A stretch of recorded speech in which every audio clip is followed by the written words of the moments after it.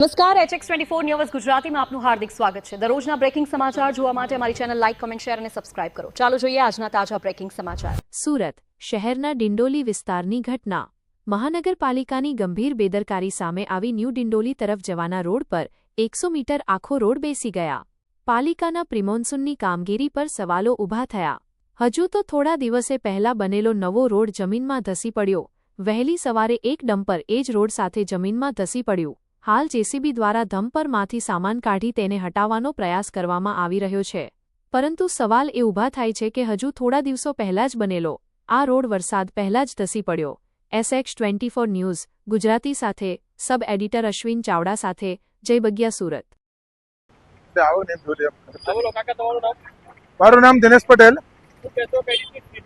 આ સ્થિતિ એવી ખરાબ છે કે ચોમાસા પહેલા આટલો રોડ ખરાબ થઈ ગયો છે તો પબ્લિકને આવવા જવાની કેટલી તકલીફ પડે।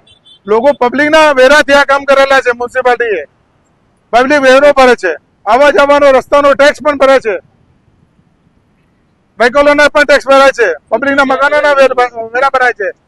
આવા રોડ બેસી ગયો છે તો આ કન્ડિશન આવી અત્યારે છે તો અત્યારે ચોમાસું ચાલુ નથી થયું તો ચોમાસાના હજુ 4 મહિના બાકી છે તો ચોમાસાના 4 મહિના બાકી તો શું કન્ડિશન થશે? અત્યારે 100 જગ્યાએ આવા 200 જગ્યાએ 500 જગ્યાએ એસએમસીના કામ થયેલા છે સુરત મહાનગરપાલિકાના સુરતની અંદર, તો બીજી જગ્યાએ શું સ્થિતિ હશે? આનાથી બહુ ખરાબ સ્થિતિ હશે।